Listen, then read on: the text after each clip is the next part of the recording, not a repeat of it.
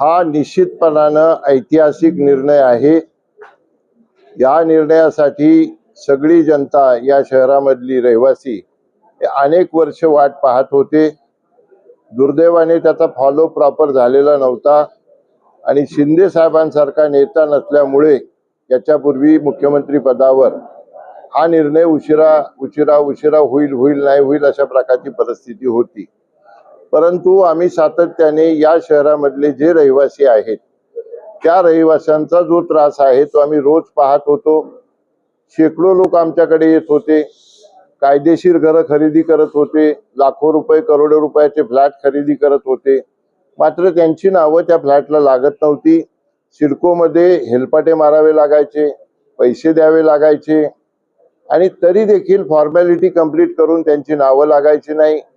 Mortgage करायचं सिडकोत जा, दुरुस्ती करायची सिडकोत जा, रिडेव्हलपमेंट करायचं सिडकोत जा आणि सिडकोमध्ये इतका वेळ जायचा की ते खूप त्रासाचं होतं लोकांना सगळ्या अर्थाने।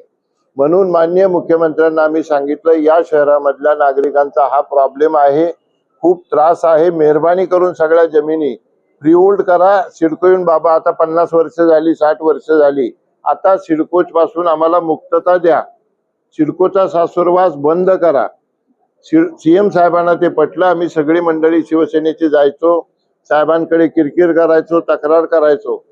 साहेबांनी ताबडतोब संबंधितांना इन्स्ट्रक्शन दिल्या, सिडकोने काल ठराव घेतला आणि जेवढ्या रहिवासी प्रॉपर्टी आहेत या सगळ्या रहिवासी प्रॉपर्टीज या फ्रीहोल्ड मध्ये कन्वर्ट करण्याचं ठरलेलं आहे।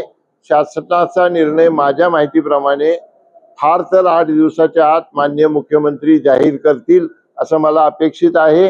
मी त्याच्यावर बोलणं योग्य नाही, परंतु मुख्यमंत्र्यांची कामाची पद्धत आहे। तुम्ही प्रकल्पग्रस्तांच्या वेळी पाहिलं, मीटिंग झाल्यानंतर तिसऱ्या दिवशी GR काढला, तात्काळ GR काढतील अशी अपेक्षा आहे आणि त्यामुळं या शहरातल्या सगळ्या लाखो लोकांना फार मोठा रिलीफ मिळालाय, त्यांचा वेळ वाचलाय, त्यांचा पैसा वाचलाय आणि त्यांचा मनस्ताप वाचलाय। याच्यासाठी मी आदरणीय मुख्यमंत्री, आदरणीय चेअरमन साहेब शिरसाट साहेब, आदरणीय आमचे खासदार सन्माननीय मस्के साहेब यांचे खूप खूप आभार मानतो।